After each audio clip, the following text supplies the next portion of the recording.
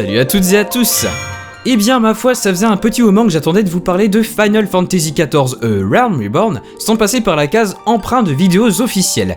Eh bien c'est aujourd'hui chose faite, je peux enfin vous proposer une mini exclusivité, à savoir une preview accompagnée d'une vidéo de gameplay sur la version bêta du soft.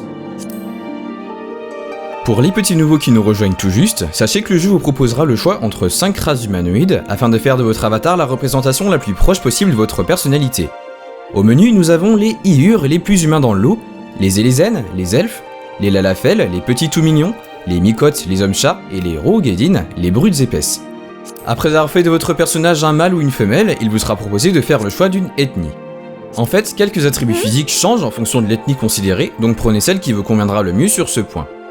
On peut également noter que les traditions et les statistiques du personnage changent, mais cela reste vraiment très secondaire étant donné que la tradition ne changera rien à l'épopée de votre personnage et que les différences de statistiques sont tellement minimes qu'elles seront indécelables en jeu.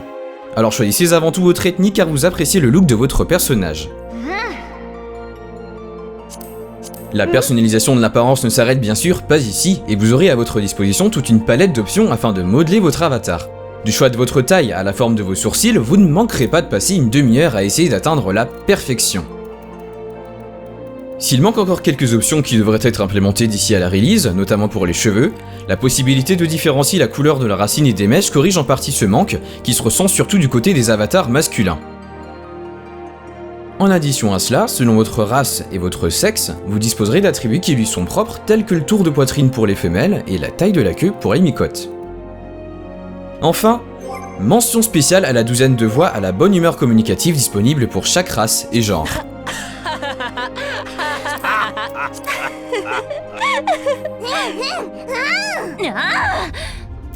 Une fois votre personnage façonné à votre image, plus que quelques formalités à remplir. Choisissez-lui une date de naissance, une divinité en laquelle croire et une classe de départ, sachant encore une fois que ces choix auront une influence quasi nulle sur la suite de votre aventure, le bonus de résistance élémentaire accordé par la divinité étant négligeable, et toutes les classes vous étant accessibles dès le niveau 10 avec des statistiques séparées.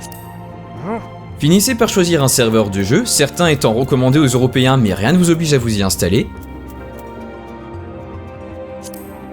Et définissez l'identité de votre personnage en le gratifiant d'un nom et d'un prénom. C'est tout bon, vous êtes parés à explorer les vastes terres d'Eorzea.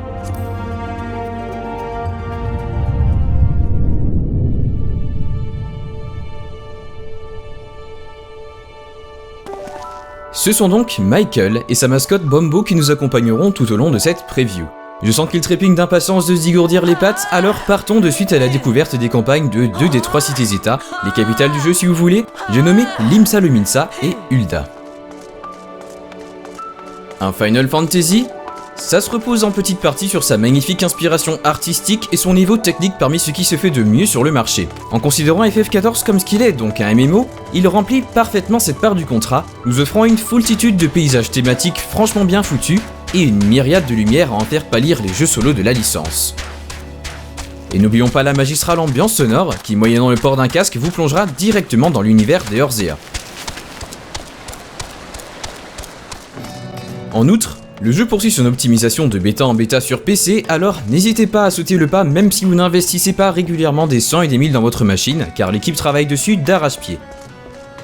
Si vous voulez plus de détails sur la technique du jeu, je ne compte plus le nombre de fois dont j'en ai parlé dans mes précédentes vidéos, donc je vous invite à y jeter un œil car vous en ressortirez enrichi en informations.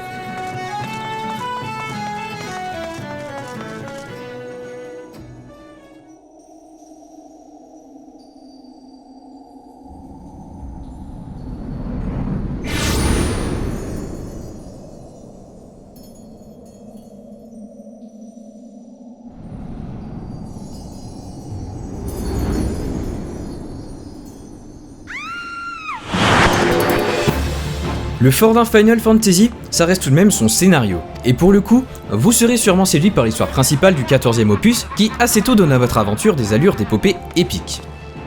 Plein de quêtes annexes certes linéaires sont disponibles afin de vous faire gagner fluidement des niveaux entre les quêtes d'histoire, mais rien ne vous oblige en soi à les achever. Ces dernières sont d'ailleurs représentées par un classique point d'exclamation, tandis que celles d'histoire sont symbolisées d'un météore, iconique de la destruction passée du continent.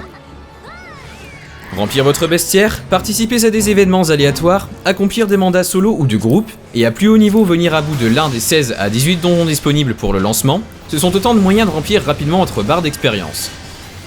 Néanmoins, ce serait dommage d'ignorer ces petites quêtes qui, bien que moins scénarisées que l'histoire principale, sont censées faire office de tutoriel et vous en apprendre un peu plus sur l'histoire d'arrière-plan d'Hydaelyn, le monde de FF14.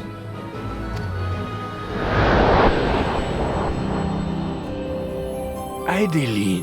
Pour conclure sur ce thème, une grande nouveauté de ce FF est d'introduire des doublages en français. Une infime partie en a été dévoilée au cours de cette bêta 3, et j'ai envie de dire qu'il semble de très bonne facture. Autant dire que ce sera difficile d'attendre la sortie du jeu pour espérer entrevoir le dénouement de ce premier scénario, qui s'annonce remarquable. Sans fin pour tous ses habitants. Mais impossible de parler d'un MMO sans également évoquer son système de combat. FF14 a été créé pour être joué au clavier et à la manette. Les deux solutions sont tout à fait viables, avec un léger avantage pour l'interface réservée à la manette, laquelle permet d'afficher plus d'actions par barre. Au fur et à mesure que l'on gagne en niveau, et donc en puissance, le rythme de combat s'accélère sans atteindre un niveau stratosphérique. Ça permet de lever un peu les yeux sur son écran et de ne pas résumer le talent d'un joueur à sa capacité à appuyer sur toutes les touches de son clavier ou de sa manette le plus rapidement possible. Juste une remarque en ce qui me concerne, le système mériterait une complexification supplémentaire dans le choix des actions et la diversité des combos, afin d'accentuer la difficulté et la dimension stratégique des affrontements, ce qui serait loin d'être un mal. A l'inverse, un bon point encore une fois pour le combat à la manette, redoutable d'efficacité et paramétrable à souhait, ainsi que pour le florilège de raccourcis créés pour accéder à tous les éléments de l'interface sans perdre de temps inutilement. Déjà pas mal de testeurs, pourtant adeptes du jeu au clavier dans la première version, ont eu du mal à se séparer du confort du jeu à la manette instauré par ARR.